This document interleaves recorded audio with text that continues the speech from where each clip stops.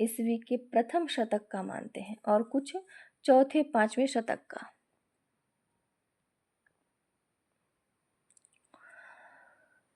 जो मत ज्यादा प्रचलित है वह यह कि हाल की सतसई में बहुत से प्रक्षिप्त पद्य हैं जिनके कारण वह रचना अवार्चिन सी लगती है, जैसे अंगारवार, मंगलवार, होरा और राधिका शब्द से संबद्ध आर्याएं, होरा और राधिका से शब्द से संबद्ध आर्याएं, परंतु अंततः 450 आर्याएं काफी प्राचीन जान पड़ती हैं। उनका ईस्वी के पूर्व की या पर की प्रथम शताब्दी में रचित या संकलित होना असंभव नहीं है। इस सतसई का प्रभाव बाद के संस्कृत साहित्य पर भी पड़ा और गोवर्धन की आर्या सप्तशती वस्तुतः उसी के आधार पर लिखी गई। यद्यपि उसका आधा सौंदर्य इस संस्कृत सप्तशती में कम हो गया है। हिंदी के प्रसिद्ध कवि बिहारी लाल की सतसई भी इस ग्रंथ से प्रभावित है, जो सुकुमारता में अतुलनीय है। सैकड़ों वर्ष से वह रसिकों का यह हार बनी हुई है और जब तक सहृदयता जीती रहेगी तब तक बनी रहेगी। हाल की सतसई में जीवन की छोटी मोटी घटनाओं के साथ एक ऐसा निकट संघर्ष संबंध पाया जाता है जो इसके पूर्ववर्ती संस्कृत साहित्य में बहुत कम मिलता है। प्रेम और करुणा के भाव, प्रेमिकों की रसमयी क्रीड़ाएं और उनका घात प्रतिघात इस ग्रंथ में अतिशय जीवित रस में प्रस्फुटित हुआ है। अहीर और अहिरिनियों की जो प्रेम गाथाएं, ग्राम वधूटियों की श्रृंगार चेष्टाएं, चक्की पीसती हुई या पौधों को सींचती हुई सुंदरियों के मर्मस्पर्शी चित्र, विभिन्न ऋतुओं का भावोत्तेजन आदि बातें इतनी जीवित, इतनी सरस और इतनी हृदयस्पर्शी हैं कि पाठक बरबस इन सरस काव्य की ओर आकृष्ट होता है। भारतीय काव्य का आलोचक इस नई भावधारा को भुला नहीं सकता। यहाँ वह एक अभिनव जगत में पदार्पण करता है जहाँ आध्यात्मिकता झमेला नहीं है, कुश और वेदिका का नाम नहीं सुनाई देता, स्वर्ग और अपवर्ग की परवाह नहीं की जाती, इतिहास और पुराण की दुहाई नहीं दी जाती और उन सब बातों को भुला दिया जाता है जिसे पूर्ववर्ती साहित्य में महत्वपूर्ण स्थान प्राप्त था। फिर भी यह समझना भूल है कि हाल की सतसई लोक साहित्य है। उसका स्पिरिट नया है, पर भाषागत और भावगत वह सतर्कता इसमें भी है जो संस्कृत कविता की जान है। इस नवीनता का संबंध जरूर किसी लोक साहित्य से रहा होगा, पर स्वयं यह सतसई लोक साहित्य नहीं थी। इस नई धारा का पूर्ण विकास हिंदी साहित्य में हुआ है, इसीलिए इसके विषय में कुछ अधिक विस्तार पूर्वक आलोचना करने का यहाँ संकल्प किया गया है। हूणों के साथ ही आभीरगढ़ भी इस देश में आए थे। इनका परिचय भारतवासियों को पहले से ही था। हूणों की तरह ये लूटपाट करके चलते नहीं बने, बल्कि यहीं बस गए और आगे चलकर बड़े बड़े राज्य स्थापन में समर्थ हो सके। इनकी सरलता, वीरता और सौम्य प्रकृति शीघ्र ही भारतीय साहित्य को प्रभावित करने में समर्थ हुई। शुरू शुरू में इन्हें भी हूणों की तरह अत्याचारी समझा गया था, पर बहुत शीघ्र ही भारतवासियों ने इनके प्रति अपनी धारणा बदल ली। इन आभीरों का धर्म मत भागवत धर्म के साथ मिलकर एक अभिनव वैष्णव मतवाद के प्रचार का कारण हुआ। अपभ्रंश के प्रसंग में बताया गया है कि किस प्रकार इन्होंने भाषा और साहित्य को प्रभावित किया था। बहुत से पंडितों का विश्वास है कि प्राकृत और उससे होकर संस्कृत में जो यह ऐहिकता परक समस्त रचनाएं आई, उसका कारण आभीरों का संसर्ग था। ये फुटकर कविताएं, प्रेम कथाएं और उनके गृह चरित्र लोक साहित्य में अत्यधिक लोकप्रिय हो गए थे और उनकी शक्ति और सरसता पंडितों से छिपी नहीं रही। उसने प्रत्यक्ष रूप से प्राकृत और संस्कृत के साहित्य को प्रभावित किया। उसी प्रभाव के फलस्वरूप संस्कृत और प्राकृत में अपने आप में स्वतंत्र एकतापरक फुटकल पद्यों का प्रचार हुआ। पर अपभ्रंश में जो निश्चयपूर्वक पहले आभीरों की और बाद में उनके द्वारा प्रभावित आर्य भाषा थी, उसकी धारा बराबर जारी रही और उन दिनों अपने पूरे वेग में प्रकट हुई। जिन दिनों संस्कृत और प्राकृत के साहित्य पहले ही बताए हुए नाना कारणों से लोक रुचि के लिए स्थान खाली करने लगे थे। हमारा मतलब हिंदी साहित्य के आविर्भाव काल से है। यह याद रखना चाहिए कि यहाँ तक आते आते इसमें अनेकानेक अन्य धाराओं का भी प्रभाव पड़ा होगा और हिंदी में यह धारा जिस रूप में प्रकट हुई वह मूल अपभ्रंश धारा से बहुत कुछ भिन्न हो गई थी।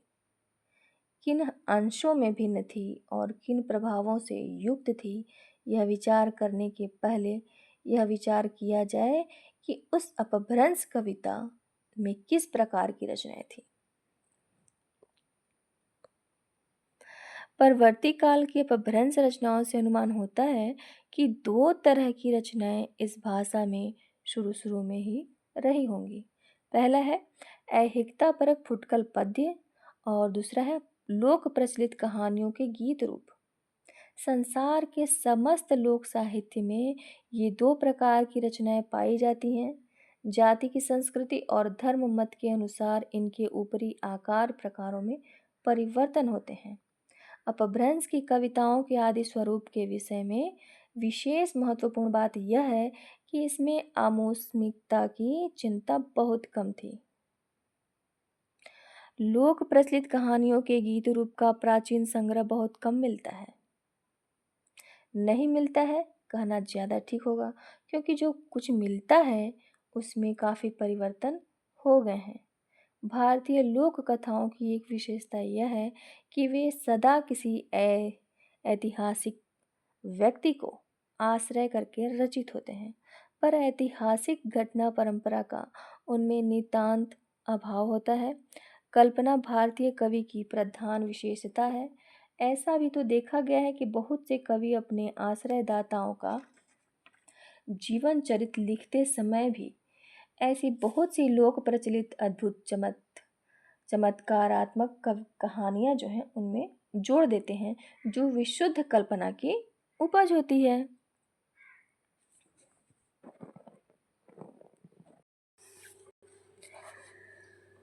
बहुत से इतिहास लेखक इस भारतीय परंपरा को ठीक ठीक नहीं समझ सकने के कारण बहुत सा व्यर्थ का वाद बढ़ाते हैं और किसी नतीजे पर न पहुंच सकने के कारण अटकल लगाया करते हैं। चंद्रबरदाई के पृथ्वीराज रासों में ऐसी बहुत सी कल्पित घटनाएं हैं जिनके कारण पृथ्वीराज रासों को केवल जाली ग्रंथ बताकर ही मौन धारण नहीं किया है। चंद को जाली कवि भी कहा गया है।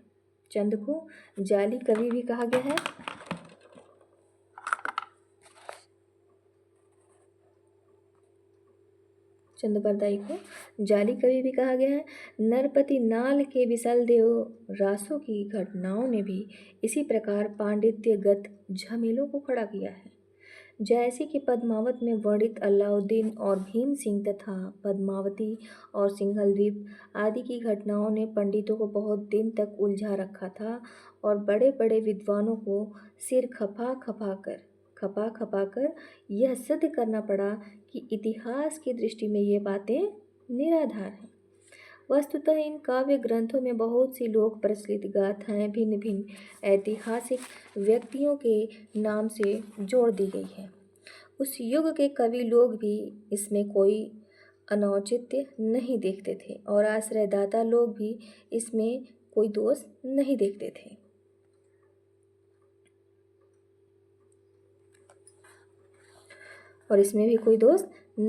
थे। आश्रयदाता वस्तुतः गोस्वामी तुलसीदास जी ने जब रामायण में लिखा कि किन्हें प्राकृत जन गुण गाना, किन्हें प्राकृत जन गुण गाना, सिर धुनि गिरा लागी पछिताना। तो उनका मतलब केवल राजाओं या आश्रयदाताओं के गुणगान से ही नहीं था, बल्कि लोक कथानकों से भी था। किससे था? लोक कथानकों से भी था। यह वक्तव्य ही बताता है कि उन दिनों लोक प्रचलित कथानकों को आश्रय करके बहुत ग्रंथ लिखे जा रहे थे। गोस्वामी जी का शक्तिशाली रामचरितमानस, जहाँ हिंदी साहित्य को अक्षय मधु से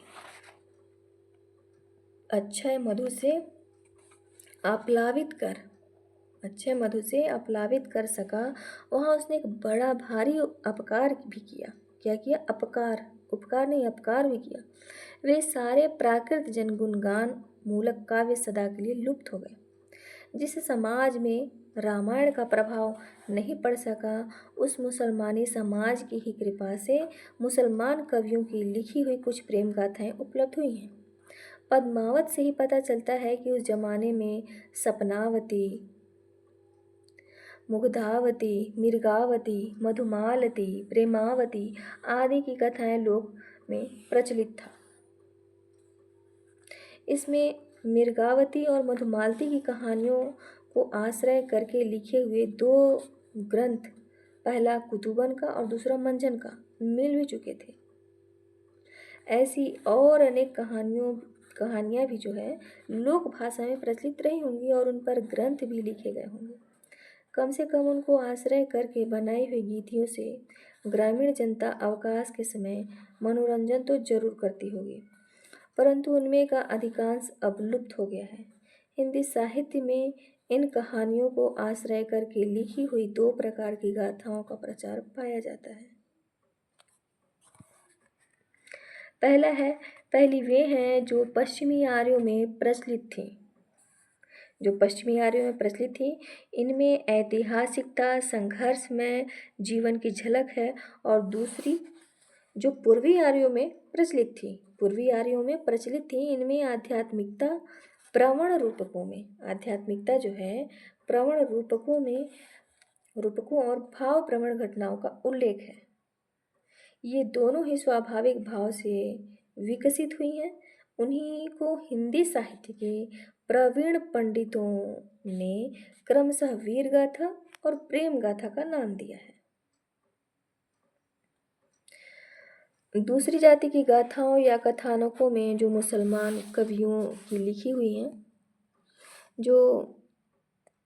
या यूँ कहिए कि जो उन हिंदुओं की लिखी हुई हैं जो किसी कारणवश एकाध पुस्त से ही मुसलमान हो गए थे, पर जिनमें हिंदू संस्कार पूरी मात्रा में थे, उनमें सूफी मत का प्रभाव भी पाया जाता है।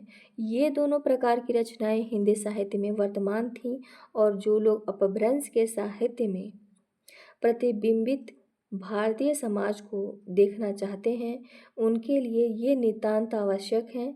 बिना किसी प्रकार के प्रतिपाद की आशंका के जोर देकर कहा जाता है कि मध्यकाल के आरंभ में अंधकार युगीन भारतीय जीवन को इतनी सजीवता से अभिव्यक्त कर सकने का कोई दूसरा साधन नहीं है। नाना प्रकार की लोक चिंताओं के सम्मिश्रण का जो अध्ययन करना चाहते हैं, उन्हें इस वीर गाथा और प्रेम गाथा के साहित्य को अध्ययन करने को निमंत्रित करता हूँ। इससे अधिक सरस, अधिक स्फूर्तिदायक और लोक जीवन को समझने में अधिक सहायक साहित्य को मैं नहीं जानता। परंतु इस लोक भाषा का सर्वाधिक महत्वपूर्ण अंग, जिसने कि शीघ्र ही शास्त्रपंथी पंडितों को भी आकृष्ट किया,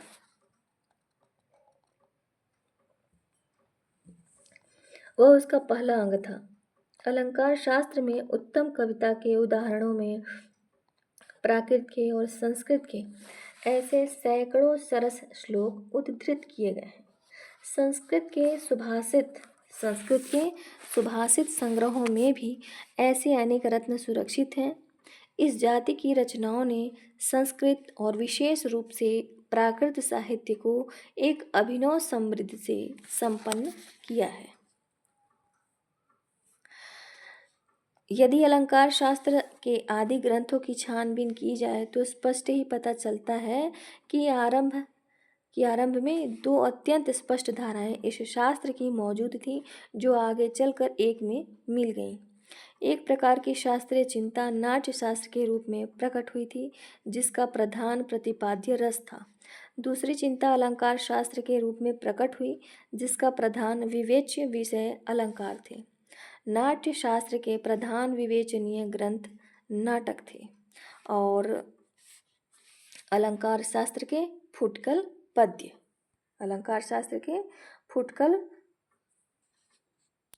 अलंकार शास्त्र के फुटकल पद्य। आगे चलकर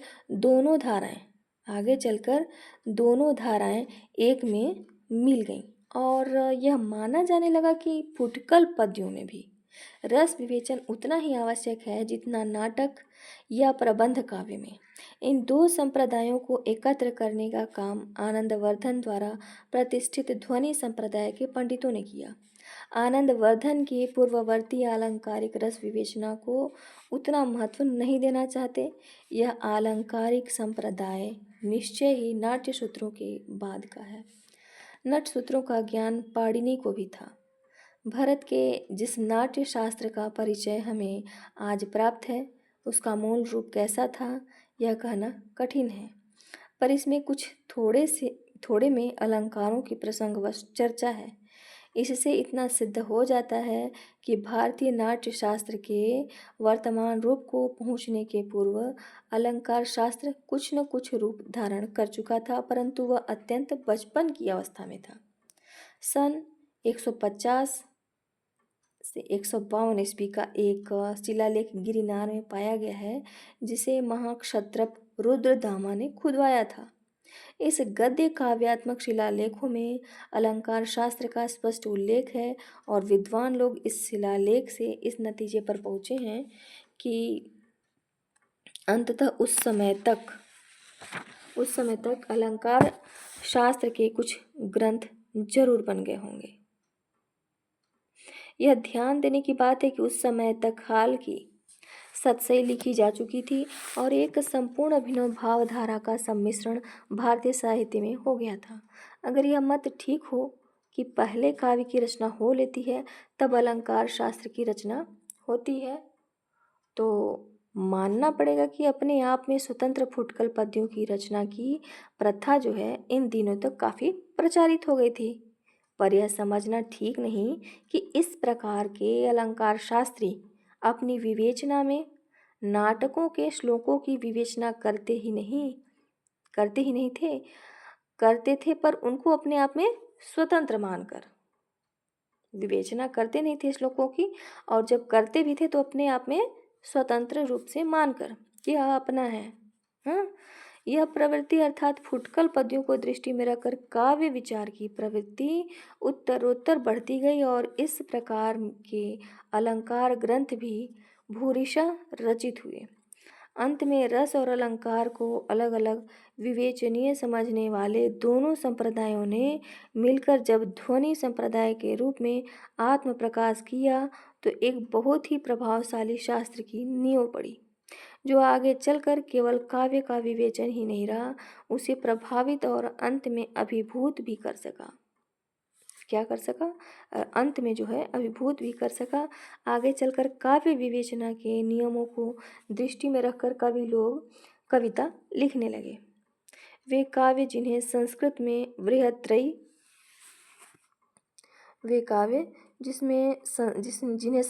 बृहत्त्रयी, माघ,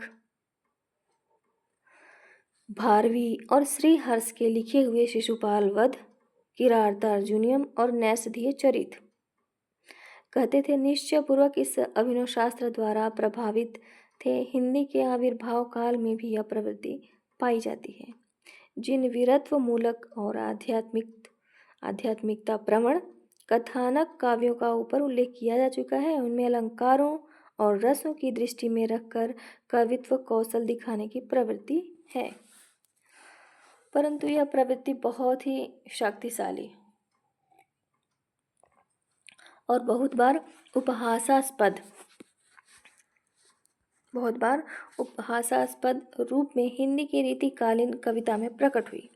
उन दिनों तक यह भाषा मज घिसकर साफ हो गई थी और कोमल से कोमल भाव को प्रकट करने का सामर्थ्य रखती थी।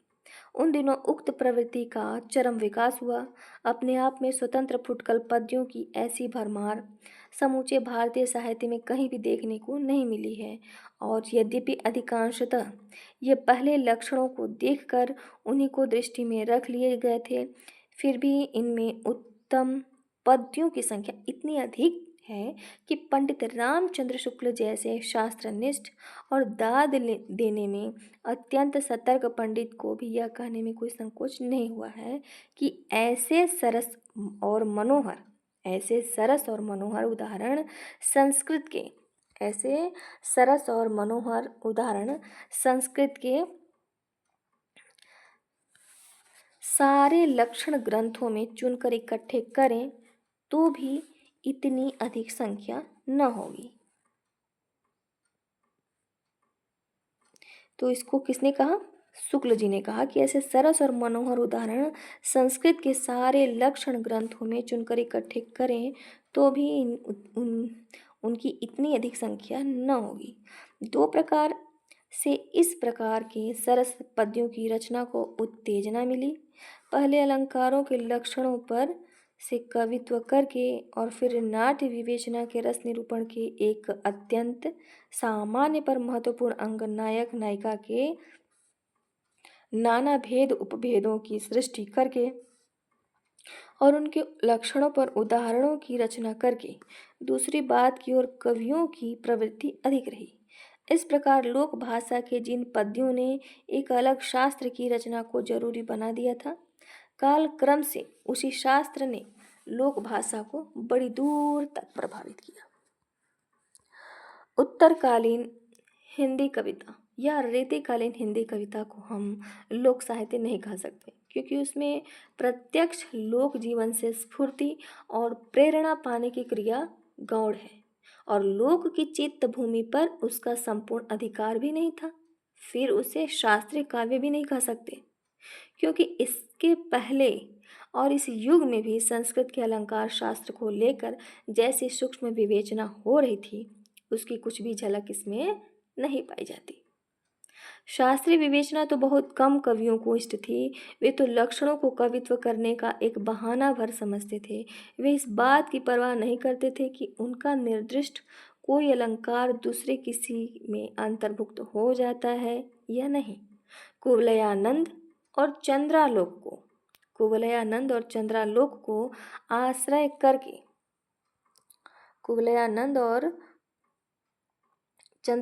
को आश्रय करके किसी पूर्ववर्ती हिंदी अलंकार ग्रंथ को उपजीव्य मानकर ये लोग कविता करने का बहाना ढूंढ निकालते थे।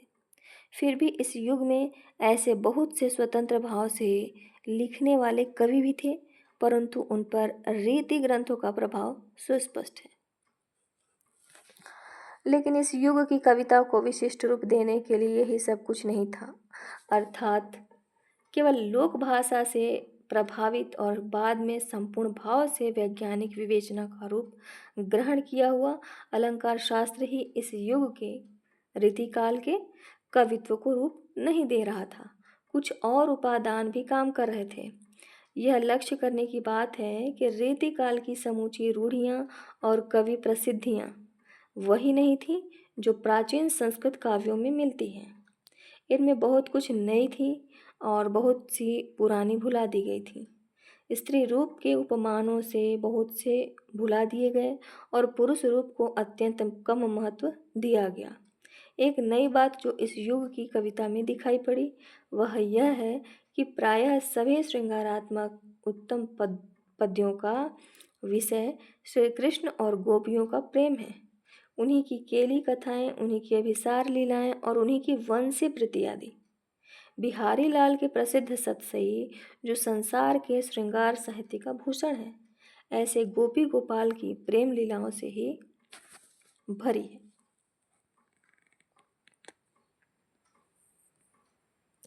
इस काल की कविता में यह बात इतनी अधिकता से पाई जाती है कि कभी कभी आधुनिक युग का आलोचक बुरी तरह से इन कवियों पर बिगड़ खड़ा होता है।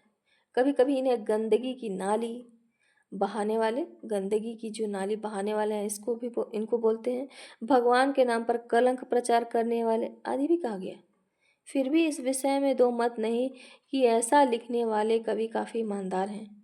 वे सचमुच विचार करते थे कि राधा मोहन लाल को जिन्हें न भावत ने, राधा मोहन लाल को जिन्हें न भावत ने, परियों मुठी हजार दस तिनकी आँखिन खे, मतीराम का है। तो इस विषय को ठीक ठीक समझने के लिए हमें एक और प्राचीन भारतीय परंपरा की जानकारी आवश्यक है। भारतीय साहित्य की यह शाखा अत्यधिक संपन्न है और इसमें इतना अधिक कवित्व है कि इनका विषय अलग होने पर भी यह काव्य की विवेचन की दृष्टि से बच नहीं सकती। यह शाखा स्तोत्रों के साहित्य की है। रामायण और महाभारत में ही स्तोत्रों की संख्या काफ़ी है, पर सन ईस्वी के बाद के संस्कृत साहित्य में इनकी संख्या बहुत बढ़ गई थी। सबसे पुराना स्तोत्र जो कवित्व की दृष्टि से विवेचनीय माना जाता है बाण का चंडी शतक है। फिर मयूर का सूर्य शतक है। शंकराचार्य की विविध देवताओं की स्तुति आदि है। ऐसा जान पड़ता है कि आभीरों के आने और उनके धर्म विश्वासों के सम्मिश्रण से भागवत धर्म का जो वैष्णव रूप बाद में चलकर इतना शक्तिशाली हो उठा, वह जब तक भागवत धर्म के संश्रव में नहीं आया था तब तक भीतर ही भीतर लोक भाषा को और उसके द्वारा शास्त्रीय कवित्व को प्रभावित कर रहा था। इसके पहले हम देख चुके हैं कि हाल की जो सतसई है उसमें अहिर और अहिरिनियों की जो प्रेम की लीलाओं का परिचय मिलता है। लोक भाषा में इन गोपियों की प्रेम लीलाओं का और भी प्रचार रहा होगा। किसी किसी प्रदेश के ग्राम गीतों से इस मत की पुष्टि भी हुई है, परंतु एक बार भागवत धर्म का आश्रय पा लेने के बाद यह अंतर्निहित लोक काव्य प्रचुर मात्रा में शास्त्र प्रभावित काव्य में भी आने लगा होगा। राधा और श्री कृष्ण के परम दैवत स्वीकृति होने से इस क्रिया में कोई बाधा जो है नहीं पड़ी होगी। भारतीय स्तोत्रों के कवि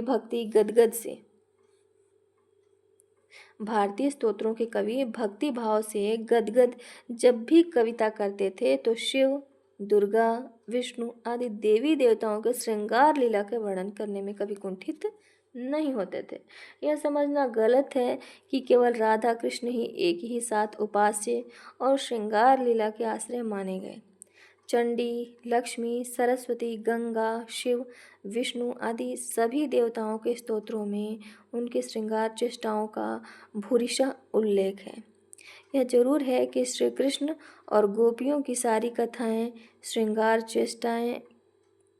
चेष्टा की कथाएं हैं और इसीलिए इनकी स्तुतियों में इसी की प्रधानता हो गई है। प्राकृत और अपभ्रंश में तो बहुत प्राचीन काल से गोपियों के साथ गोपाल सदा कृष्ण नहीं हुआ करते थे कि प्रेम की चर्चा है, पर संस्कृत में इसका सर्व प्राचीन उल्लेख आनंदवर्धन के ध्वन्यालोक में एक उदाहरण में ही पाया गया है या पाया जाता है। बाद में 11वीं शताब्दी में लीला शुक के कृष्ण कर्णामृत की रचना हुई। मतलब तेसा गोप वधु विलास सुहृदो राधारः साक्षिणाम क्षेम भद्रकलिंदराज तनयातिरे लला विष्मनाम। तो अपनी सरसता, तो बाद में 11वीं शताब्दी में लीला शुक के कृष्ण कड़ामृत की रचना हुई थी जो हमने बताया। उसके बाद अपनी सरसता और तन्मय भावना के कारण यह ग्रंथ सारे भारतवर्ष में शीघ्र ही फैल गया। उसके बाद ही जयदेव कवि का जो गीत गोविंद है यह भाव प्रवण कवित्व में अपने चरम उत्कर्ष को पहुंचा हुआ पाया जाता है। इसके बाद विद्यापति, चंडीदास और सूरदास की रचनाओं में जो भाषा लोक भाषा में लिखित है, राधा कृष्ण और अन्य गोपियों की प्रेम लीलाएं संपूर्ण विकसित रूप में पाई जाती हैं। इसके पूर्व निश्चय ही लोकमुख में ऐसी अनेक गीतियाँ काफ़ी प्रचलित रही होंगी। वैष्णव धर्म के प्रचार के साथ ये लोक गीतियाँ शास्त्र सिद्ध आचार्यों द्वारा परिष्कृत की गई होंगी। यह ध्यान देने की बात है कि बंगाल के चैतन्य देव के शिष्यों ने, जिनमें मुख्य रूप सनातन और जीव गोस्वामी हैं, इन लीलाओं को सूक्ष्म रूप दिया था। इन्हीं ग्रंथों में पहले अलंकारों और नायिकाओं के विवेचन के लिए राधा कृष्ण की प्रेम लीलाओं को उदाहरण के रूप में सजाया गया। नाट्य शास्त्रीय रस विवेचना के अन्य अंगों की उपेक्षा करके केवल नायिकाओं का वर्गीकरण इस उद्देश्य से किया गया था कि गोपियों की विभिन्न प्रकृति के साथ रसराज श्री कृष्ण के प्रेम भाव के विविध रूपों को दिखाया जा सके। इस प्रकार लोक भाषा का यह रूप, जो बहुत दिनों तक भीतर ही भीतर पक रहा था, शास्त्र की उंगली पकड़कर अपने चरम उत्कर्ष को पहुंचा। हिंदी में अपने गीत रूप से स्वतंत्र होकर विकसित हो उठा, अर्थात अपने प्राचीन फुटकल पद्य रूप में भी विकसित हुआ।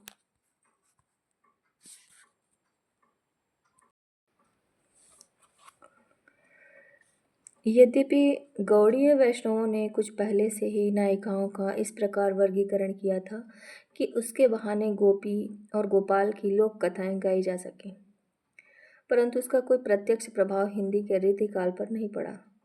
उज्ज्वल नीलमणि के साथ रीतिकालीन कवियों के लिखे हुए नायिका भेद के ग्रंथों की तुलना करने से यह बात स्पष्ट हो जाएगी। यह तो निश्चित है कि गौड़ीय वैष्णव मतवाद का प्रभाव ब्रज के भक्तों पर पड़ा था। कई भक्तों ने उनसे प्रभावित होकर तद्भाव भावित भजन भी गाए थे। एकाध ने नए संप्रदाय भी चलाए थे, परंतु रीतिकालीन पर उनके वर्गीकरण और विवेचना का कोई प्रत्यक्ष प्रमाण नहीं मिलता। यहाँ तक कि दोनों के कंठ स्वर भी एक से नहीं हैं। उज्ज्वल नीलमणि में पहली बार उज्ज्वल रस का आस्वादिकता भक्त माना गया है। समस्त अलंकार और रस ग्रंथों में पुनः निर्दिष्ट सहृदय नहीं, इसमें भक्ति को भी एक रस माना गया है।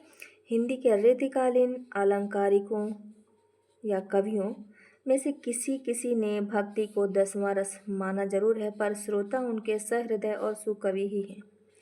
उनके रिझने पर ही कवि अपनी रचना को सफल काव्य मानने को तैयार नहीं तो अगर वे न रिझे तो बाद में वह संतोष कर लेगा कि चलो कविता नहीं तो न सही, राधा कृष्ण का सुमिरन तो हो ही गया।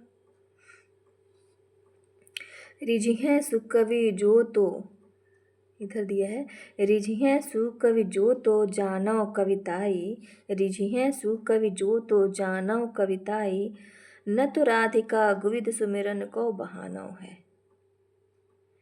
तो इसके बारे में हम देखते हैं कि रीतिकाल की कविता का कंठस्वर पश्चिमी अपभ्रंश से अधिक मिलता जुलता है। रीतिकाल की जो कविता है उसका कंठस्वर कहाँ से मिलता जुलता है? पश्चिमी अपभ्रंश से मिलता जुलता है। बिहारी आदि की कविताओं में तो भाषा भाव भंगी, बिहारी से लेकर और लोगों को कवियों की जो कविताएं हैं उनमें भाषा भाव भंगी जो है सब कुछ उन्हीं में से मिलता है। कभी कभी बिहारी के समालोचकों ने ऐसे भाव बिहारी में पाए हैं जो उनके मत से मुसलमानी संसर्ग के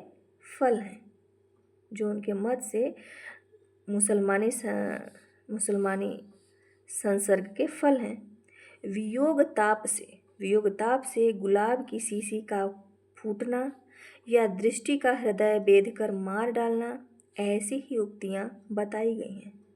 यह स्पष्ट है ही है अतिरंजना है, यह स्पष्ट ही अतिरंजना है। वियोग ताप से गुलाब की जो शीशी है उसका फूटना, या दृष्टि का हृदय जो है बेद कर डालना, मार डालना, ऐसी युक्तियाँ बताई गई हैं। यह स्पष्ट ही अतिरंजना है। हेमचंद्र के प्राकृत व्याकरण में अपभ्रंश के प्रकरण इन भावों के दोहे आए हैं जो बिहारी के निश्चित रूप से मार्गदर्शक होंगे। दो ऐसे पद यहाँ दिए गए हैं।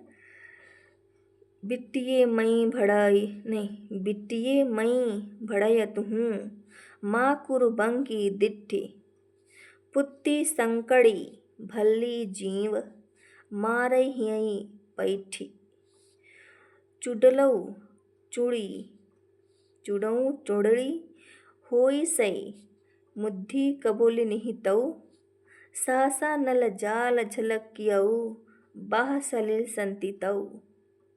ये दिया हुआ है। तो अब हम फिर से यहाँ से शुरू करते हैं जहाँ हम लोग पढ़ रहे थे। तो हम लोगों ने पढ़ लिया ऋषि हैं सुकवि जो तो जानो कविताएं, न तो राधिका गुविद सुमिरन को बहानो है। और फिर जो कंठ स्वर पश्चिमी भ्रंश भाषा से मिलता जुलता है। तो सुमिरन तो ही रह गया।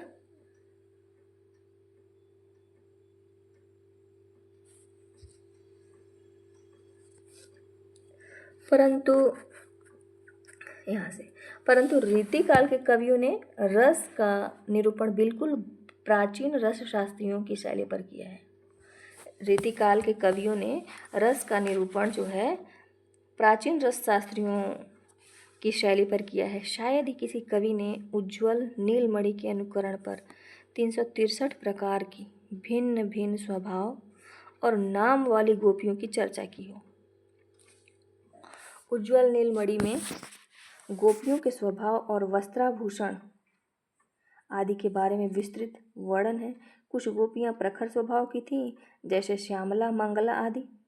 श्री राधा और पाली आदि कुछ गोपियाँ मध्यम और चंद्रावली आदि मृदु स्वभाव वाली थीं। इनमें मधुर स्वभाव वाली थी। इनमें भी स्वपक्षा और सुहृद पक्षा, तटस्थ पक्षा और प्रतिपक्षा, ये 4 भेद हैं। इनमें कुछ वामा है, कुछ दक्षिणा है। श्री राधिका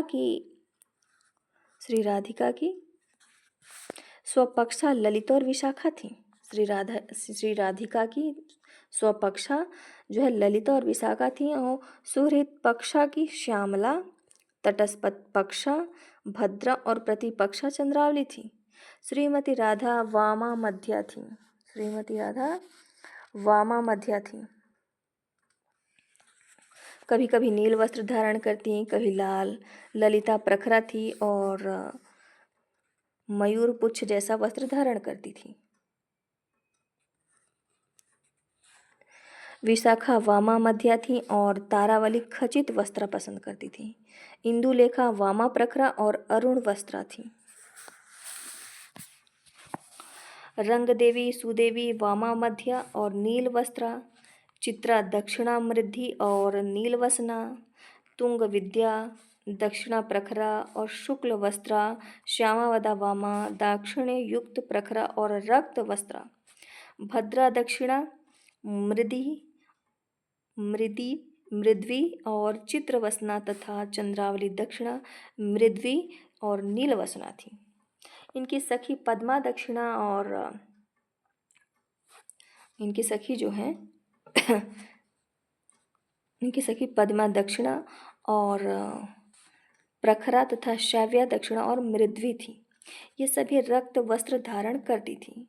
इस प्रकार उज्ज्वल नीलमणि ने गोपियों की बड़ी विस्तृत सूची दी है। किसने दिया है? उज्ज्वल नीलमणि ने गोपियों की विस्तृत सूची दी है।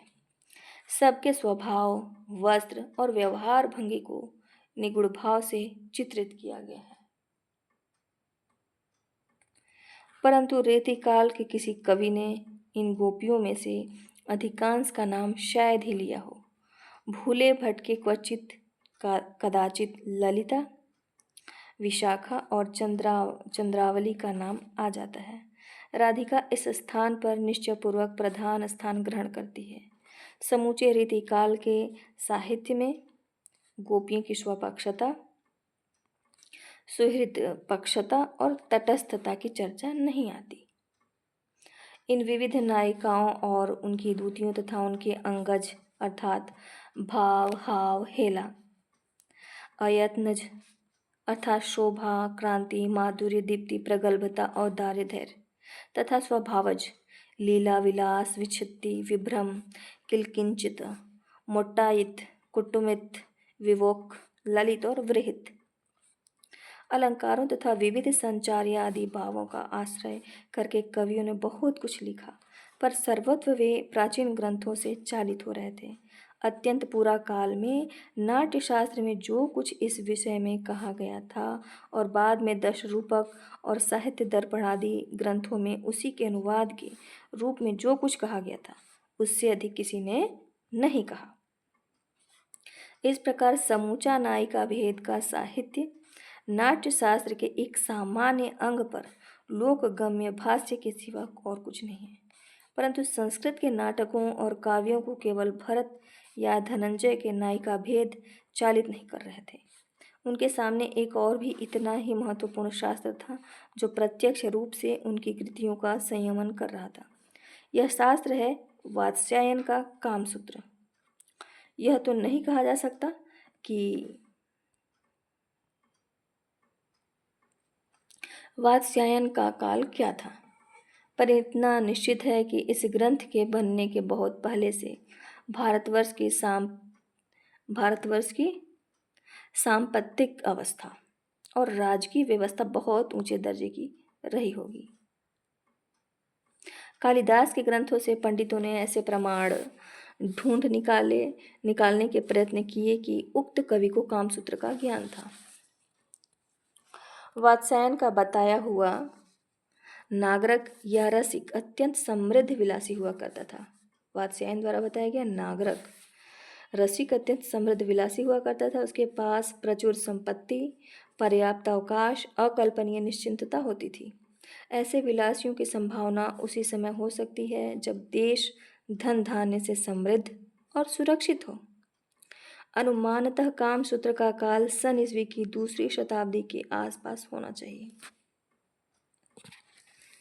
वात्स्यायन ने अपने पूर्ववर्ती अनेक विस्तृत काम शास्त्रों का सार संकलन करके यह ग्रंथ लिखा था। इसमें युवा युवतियों की बहुविध श्रृंगार चेष्टाओं का केवल वर्णन ही नहीं दिया गया है, मर्यादा भी दी गई है। किस स्त्री के साथ किस पुरुष का कैसा व्यवहार साधुजनोचित है और कैसा ग्राम्य और अभद्र जनोचित है, इसकी भी मर्यादा इस ग्रंथ में बताई गई है।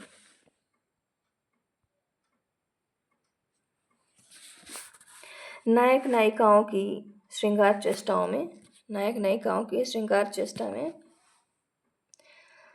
दैनिक जीवन में आहार, शयन, भोजन कक्ष में एक विशेष प्रकार के शिष्टाचार की धारणा कवियों ने इसी ग्रंथ के आधार पर बताई थी। देश की जो अवस्था थी बदलती गई। नागरिक नागरिकाओं की स्थिति भी निश्चित ही परिवर्तित होती गई होगी, परंतु काम शास्त्रीय मर्यादा ज्यों की त्यों बनी रही। संस्कृत के अन्य काव्य ग्रंथों की तरह कामसूत्र का सामाजिक वर्णन काल्पनिक नहीं जान पड़ता। वास्तव में ही उन दिनों उस प्रकार की अवस्था रही होगी। अवस्था परिवर्तन के साथ ही साथ यह अनुभव किया जाने लगा कि कामसूत्र अपने विशुद्ध रूप में नागरों के काम का नहीं हो सकता। इसलिए उसके अनावश्यक अंग छांटकर केवल काम की चीज़ों का आश्रय कर के बहुत से ग्रंथ लिखे गए। कालांतर में यही बाद के लिखे हुए ग्रंथ मध्यकाल की सामाजिक अवस्था के अनुकूल बनाकर हिंदी में ग्रथित हुए। ये उत्तरकालीन ग्रंथ ही रीतिकालीन कवि के आदर्श थे। नायिका भेद में नायक नायिकाओं के व्यवहार, कथोपकथन, श्रृंगार चेष्टा और दैनिक कार्य समूह इन्हीं ग्रंथों से चालित हो रहे थे। यहाँ तक आकर नागर का वह पुराना आदर्श उसका अतिरिक्त विलासमय जीवन घिस घिसा कर साधारण गृहस्थ के रूप में परिणत हो गया था। इस प्रकार एक तरफ नायिका भेद का विषय जहाँ नाट्य शास्त्रीय ग्रंथों से लिया गया, वहाँ उसका व्यवहारिक अंग काम शास्त्रीय ग्रंथों से अनुप्राणित था। फिर भी यह नहीं कहा जा सकता कि रीतिकाल का कवि केवल नाट्य शास्त्र और काम शास्त्र की रटंत विद्या का जानकार था।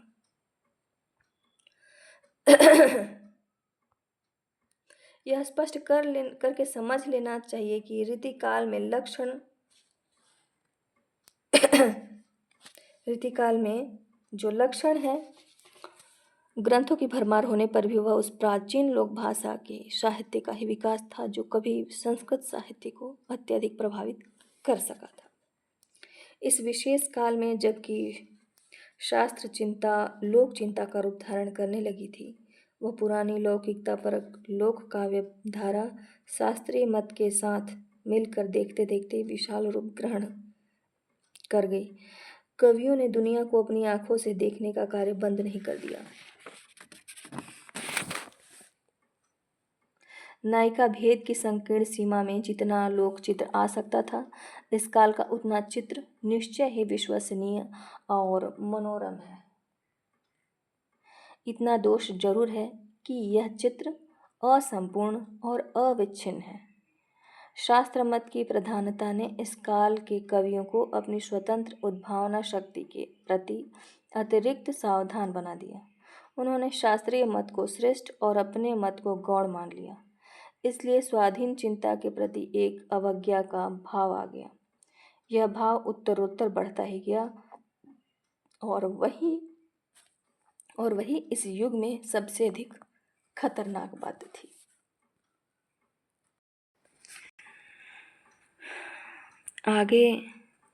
आगे दिया है हिंदी साहित्य की भूमिका में उपसंहार। तो इसको हम लोग नेक्स्ट वीडियो में पढ़ेंगे। आप लोग इसे ध्यान से समझिएगा, सुनिएगा। Thank you.